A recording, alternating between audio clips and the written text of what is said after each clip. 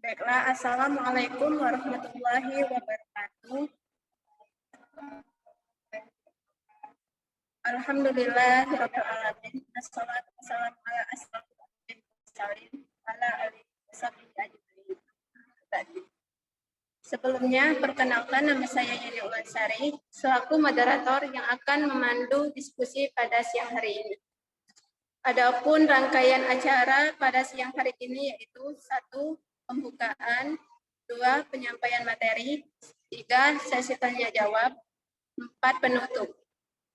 Baiklah, langsung saja acara pertama kita buka diskusi pada hari ini dengan melafazkan basmalah. Selanjutnya penyampaian materi akan disampaikan oleh Saudari Novi Sanjaya. Kepada Saudari dipersilakan.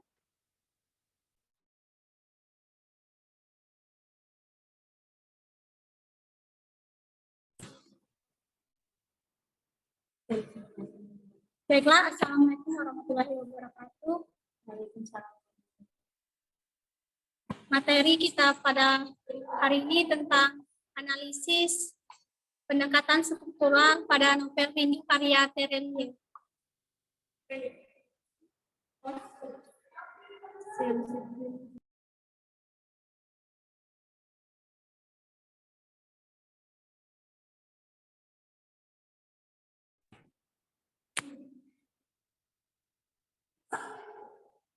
Tidak bisa ya.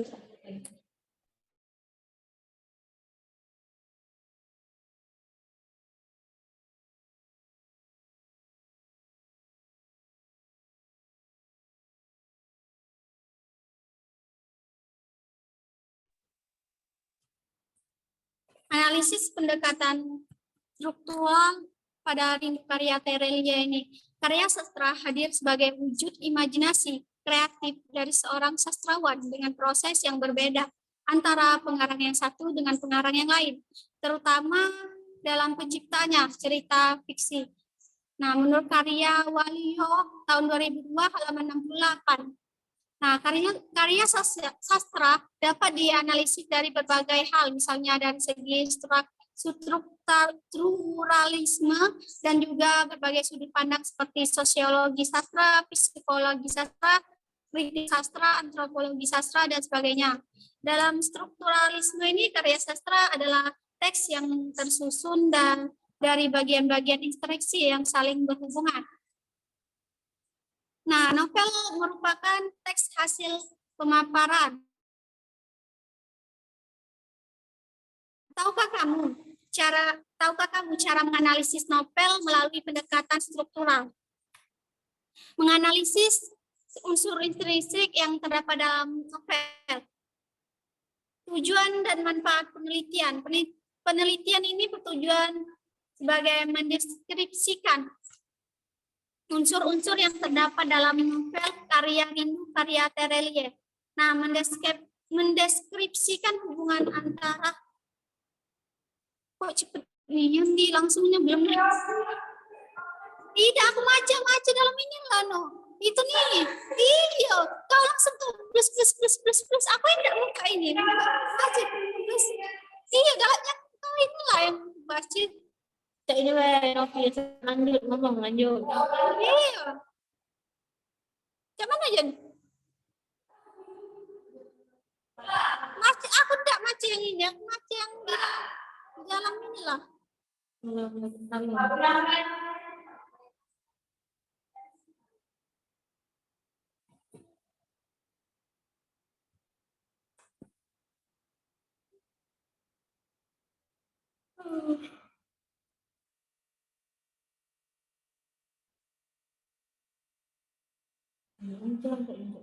Baiklah, terima kasih kepada moderator. Baiklah, di sini saya akan memaparkan materi tentang novel Rindu karya Terelie dalam tinjauan struktural. Nah, analisis pendekatan struktural Rindu karya Terelie. Karya sastra hadir sebagai wujud nyata imajinasi kreatif dari seorang sastrawan dengan proses yang berbeda antara pengarang yang satu dengan pengarang yang lain, terutama dalam penciptaannya cerita fiksi. Menurut Waluyo tahun 2002 halaman 68. Nah, karya sastra dapat dianalisis dari berbagai hal, misalnya dari segi strukturalisme dan juga dari berbagai sudut pandang seperti sosiologi sastra, psikologi sastra, kritik sastra, antropologi sastra, dan sebagainya. Dalam strukturalisme, karya sastra adalah teks yang tersusun dari berbagai intrinsik yang saling berhubungan. Nah, novel merupakan teks hasil pemikiran yang lahir dari cipta imajinatif, kreatif, dan eksploratif pengarang terhadap peristiwa yang terjadi dalam kehidupan manusia, yang di dalamnya terdapat unsur intrinsik dan unsur ekstrinsik. Lanjut.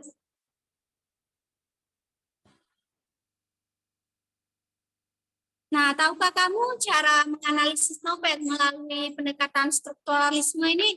Nah, melalui pendekatan struktural, menganalisis unsur-unsur intrinsik yang terdapat pada novel ini pada akhirnya dapat memberikan simpulan mengenai analisis struktural, misalnya tentang unsur-unsur intrinsiknya.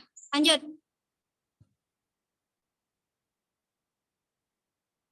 Nah, tujuan dan manfaat penelitian ini bertujuan sebagai mendeskripsikan unsur-unsur intrinsik yang terdapat dalam novel Rindu Karya Terelie. Nah, mendeskripsikan hubungan antar unsur yang terdapat dalam novel Rindu Karya Terelie. Lanjut.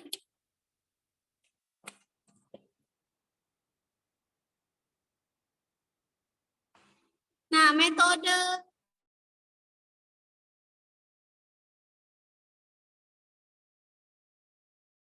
mengenai objek tertentu dan karenanya harus sesuai dengan kodrat keberadaan objek itu sebagaimana yang dinyatakan oleh menurut teori ini menggunakan metode analisis data kualitatif. Metode analisis data kualitatif ini adalah metode untuk menemukan data yang berhubungan dengan nilai atau pesan dari objek itu. Lanjut.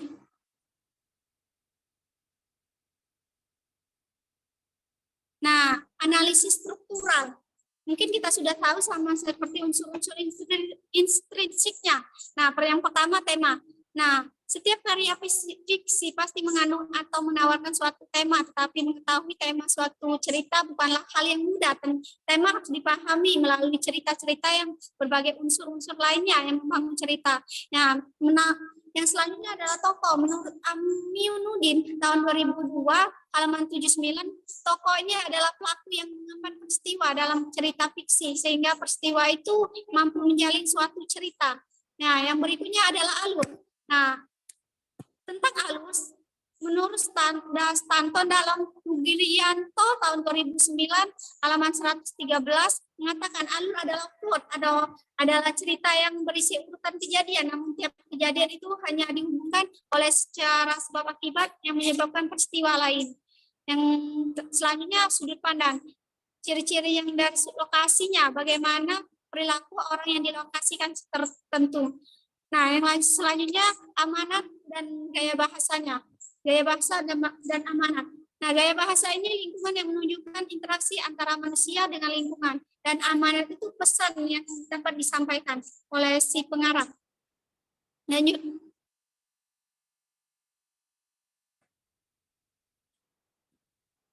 Nah, sumber data yang saya ambil ini sumber data dari judul Rindu, karangan Terelie. Jenis ini novel penerbitnya Republika terbit tahun 2014, tebal 544 halaman, ukuran satu panjang buku 20,5 cm, lebar buku 13,5 cm.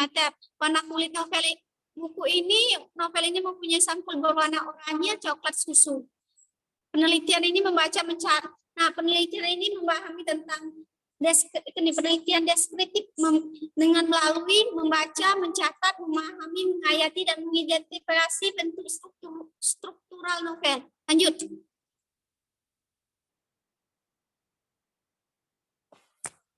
Langkah-langkah yang ditempuh penulis dalam teknik pengumpulan data ini membaca novel secara keseluruhan dan menemukan unsur-unsur intrinsik dan hubungan antar unsur yang terdapat dalam novel Rindu ini. menyimak dan memahami data yang telah dibaca yang berkaitan dengan arah masalah deskripsi struktural. Nah, pengelompokan data ini di dalamnya mengandung nilai-nilai penting yang terdapat dalam novel untuk memudahkan pengecekan ketika diperlukan. Lanjut. Nah, yang terakhir, pengelolaan data dalam analisis ini menggunakan teknik metode analisis deskriptif. Nah, metode deskriptif ini dilakukan dengan cara mendeskriptifkan fakta-fakta yang sudah diidentifikasi lewat pembacaan berulang-ulang. Dalam analisis ini, data yang diperoleh, dicatat, dan dipilih berdasarkan masalah yang dibahas. Adapun teknik-teknik yang dipergunakan untuk menganalisis data ini mendeskripsikan unsur-unsur intrinsik yang terdapat dalam novel Rindu karya Terelie. Nah, mendeskripsikan data ini sesuai dengan permasalahan penelitian. Nah, mengintrospeksi hasil deskriptif sesuai permasalahan penelitian dan menyimpulkan hasil deskripsi dan pembahasan. Mungkin hanya itulah pematerian yang dapat saya sampaikan. Kembali kepada moderator.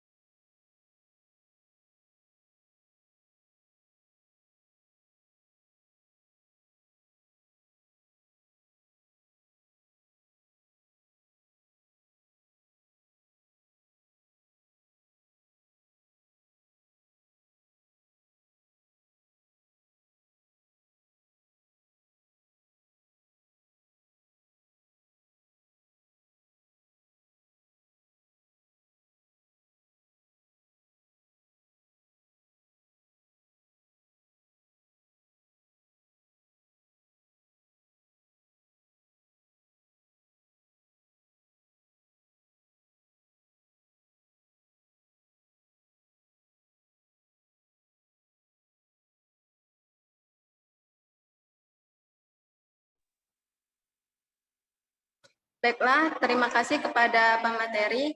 Selanjutnya sesi tanya jawab kepada para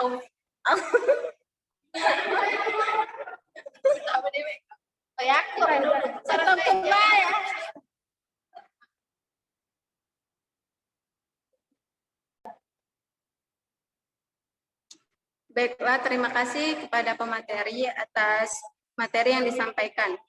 Selanjutnya sesi tanya jawab kepada para audiens yang ingin bertanya, dipersilakan. Assalamualaikum warahmatullahi wabarakatuh. Perkenalkan, nama saya Lydia Anggraini. Saya ingin bertanya kepada pemateri. Pertanyaannya, mengapa karya sastra itu perlu dikaji menggunakan pendekatan struktural? Terima kasih, kembali ke moderator. Baiklah, terima kasih kepada audiens yang ingin bertanya. Selanjutnya yang audiens yang ingin bertanya, dipersilakan. Silakan, saya Hendy, ingin bertanya kepada pemateri. Pertanyaannya ada dua. Yang pertama, apa yang dimaksud dengan analisis struktural? Pertanyaan kedua, kapan analisis struktural digunakan? Baik, terima kasih. Kembali ke moderator. Baiklah, terima kasih kepada audiens yang telah bertanya. Kemudian kepada para audiens yang ingin bertanya lagi, dipersilakan. Assalamualaikum warahmatullahi wabarakatuh.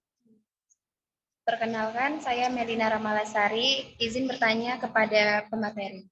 Pertanyaannya, apa itu pendekatan struktural dalam karya sastra dan bagaimana cara kerja pendidikan struktural? Mungkin itu saja, kembali ke moderator. Baiklah, terima kasih kepada para audiens yang telah bertanya. Selanjutnya, pertanyaan-pertanyaan akan dijawab oleh pemateri. Pada pemateri, dipersilakan. Baiklah, di sini saya akan menjawab pertanyaan tadi. Yang pertanyaan kita, bagaimana cara kerja pendekatan struktural? Nah, cara kerja pendekatan struktural ini kan merupakan suatu pendekatan dalam ilmu sastra Nah, cara kerja ini menganalisis unsur-unsur pada struktur yang membangun karya sastra dari dalam serta mencari hubungan atau keterkaitan unsur-unsur lain dalam rangka mencapai kebulatan makna. Nah, selanjutnya pertanyaan yang kedua tadi, apa yang dimaksud dengan analisis struktural? Nah, analisis struktural ini adalah suatu cara guna mengetahui secara teliti unsur apa saja yang ada dalam sebuah karya sastra. Hal itu sangat tepat guna meneliti dan mengungkapkan makna karya sastra melalui pembahasan unsur-unsur yang saling berkaitan antara unsur yang satu dengan unsur yang lainnya secara struktural. Mungkin tadi sudah saya jelaskan. Apa itu? Nah, selanjutnya pertanyaannya, apa itu pendekatan struktural dalam karya sastra? Nah, strukturalisme sastra adalah pendekatan yang menekankan unsur intrinsik yang membangun karya. Oleh sebab itu, dengan tidak adanya analisis melalui struktural tadi, makna intrinsiknya dalam suatu karya sastra tidak dapat tergali secara dalam kalau tidak adanya pendekatan struktural tadi. Nah, baiklah, selanjutnya, pertanyaan selanjutnya, kapan analisis struktural itu digunakan? Analisis strukturalisme itu digunakan dalam penelitian ini untuk mengkaji struktur petani yang bekerja keras. Strukturalisme ini digunakan sebagai metode untuk menganalisis keterkaitan antara unsur cerita, karena strukturalisme ini merupakan pendekatan secara objektif. Nah, selanjutnya, pertanyaan selanjutnya, mengapa karya sastra itu perlu dikaji menggunakan pendekatan struktural? Nah, perlu dikaji menggunakan pendekatan struktural ini karena kajian struktural dilakukan agar setiap penelitian bersifat internal dan tidak mengabaikan elemen yang ada. Dengan demikian, jika menganalisis karya sastra ini, dalam hal ini cerita rakyat dengan pendekatan struktural, maka unsur-unsur membangun itulah yang menjadi objek utamanya. Baik, mungkin itulah jawaban dari pertanyaan-pertanyaan yang dari para penanya tadi. Kembali kepada moderator. Baiklah, terima kasih kepada pemateri yang telah menjawab pertanyaan-pertanyaan para audiens. Semoga para audiens bisa memahami dari jawaban-jawaban tersebut. Baiklah, acara terakhir yaitu penutup. Terima kasih kepada pemateri. Semoga materi yang disampaikan dapat bermanfaat bagi kita semua. Untuk menutup acara kita siang hari ini, marilah kita melafazkan hamdalah. Saya selaku moderator memohon maaf apabila ada salah kata ataupun kekurangan. Pada Allah saya mohon ampun. Wassalamualaikum warahmatullahi wabarakatuh.